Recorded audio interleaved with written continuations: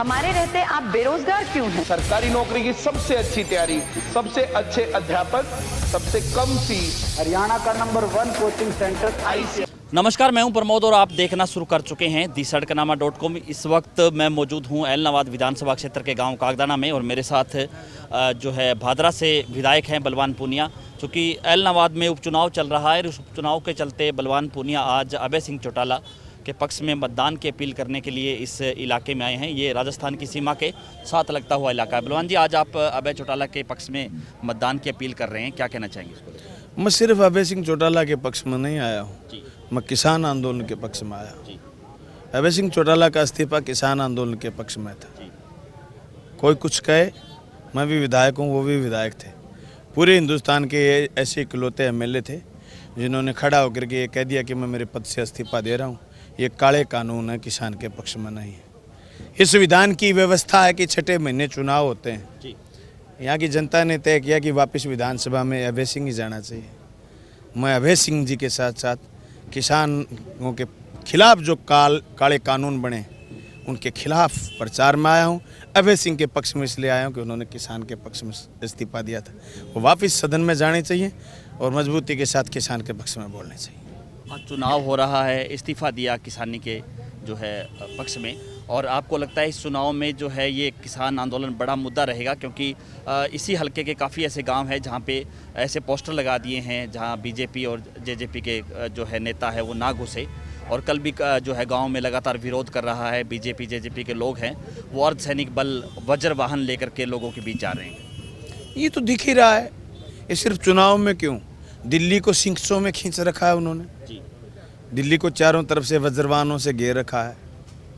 बड़ी बात यह है कि जिस किसान ने इस देश को बनाया है उस किसान के खिलाफ खड़ी है मोदी सरकार।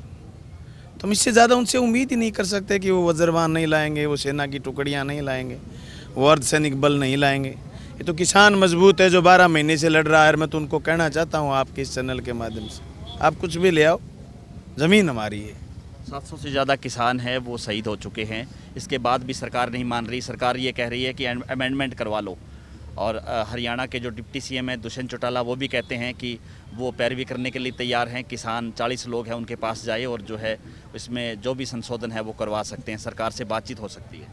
जो अगवा किसान नेता हैं संयुक्त मोर्चा के, उन्होंने बार बार स्पष्ट किया है कि अमेंडमेंट नहीं होगा, रोल बैक होगा, पूर्ण वापस करिए। अमेंडमेंट करे तो ये कानून लेके क्यों आए? दूसरी बात, रोल बैक ही समाधान है। तीसरी बात ये, मैं किसान आंदोलनों के चलते विधायक बना हूँ और हमने रावड़ा गढ़चना के किसान आंदोलन से लेकर के फसल बीमा के किसान आंदोलनों में हम रहे। 700 कुर्बानी नहीं, 7 लाख कुर्बानी देनी पड़ी, 7 करोड़ कुर्बानी देनी पड़ी, तो भी ये किसान वापस कराएगा। आपने पश्चिम बंगाल देखा है, आप यूपी भी देखेंगे, आप ऐलनाबाद भी देखेंगे। बीजेपी कुछ भी कर ले, जनता उसके खिलाफ खड़ी है। मैं तो एक बात समझाना चाहता हूँ आपके इस चैनल के माध्यम से, जो बुद्धिजीवी समझते हैं अपने आप को, जो पढ़े लिखे लोग समझते हैं अपने आप को, वो इस चुनाव को तो चुनाव ना समझे, आंदोलन समझें, और आंदोलन को किसी का प्रायोजित ना समझें।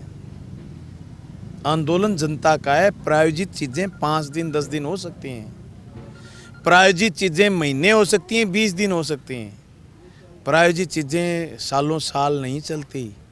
आज़ादी की लड़ाई 90 साल लड़ी थी। 1857 के गदर के बाद 1947 में देश आज़ाद हुआ था। लाखों कुर्बानियाँ हुई थी, लोग रुके नहीं। मोदी जी, लोग रुकेंगे नहीं।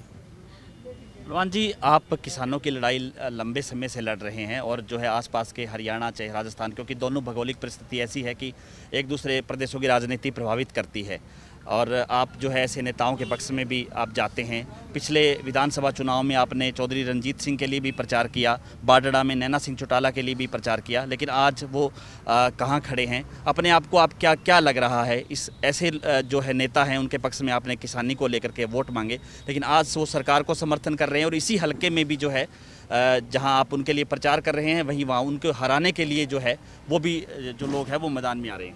वो जाने, उनका काम जाने।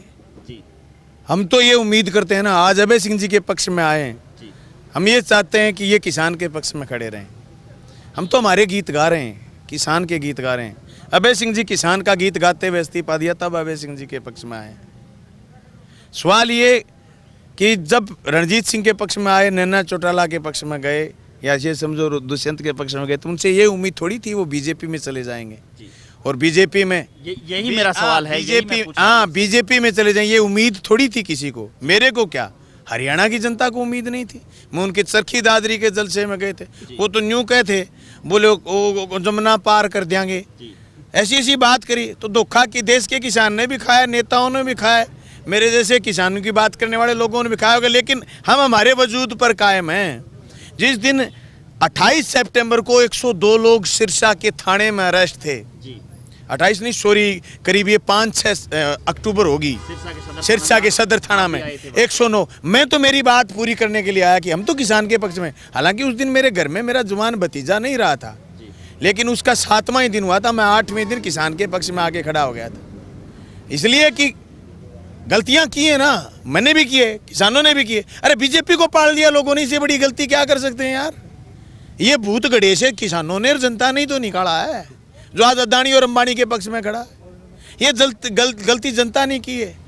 गलती कर दी इसका मतलब ये थोड़ी है कि आज हम गलती को सुधारेंगे, नहीं, हम गलतियों को सुधार रहे हैं। और हम उनको भी कहना चाहते हैं जो किसान का बनकर, किसान का चोला पहन कर आज बीजेपी के पक्ष में खड़े हैं और ये जोर जोर की बात कह रहे हैं, ऐसी ऐसी बात कह रहे हैं कि कानों के कीड़े जड़ जाएं किसानों के खिलाफ। मैं उनसे कहना चाहता हूँ तुम गलत हो भाई। अब हमारे राजस्थानी में कहावत है कि मुड़ कोई छाई को निकाल है, वो वोट तो दूर की बात है। धन्यवाद। तो ये थे हमारे साथ बलवान पूनिया जो प्रचार कर रहे हैं। इलाहाबाद में उपचुनाव चल रहा है। लगातार हमारे साथ बने रहिए और इस वीडियो को आप ज़्यादा से ज़्यादा शेयर जरूर कर दीजिए ताकि तमाम लोगों तक ये जानकारी पहुँचे। बहुत बहुत शुक्रिया।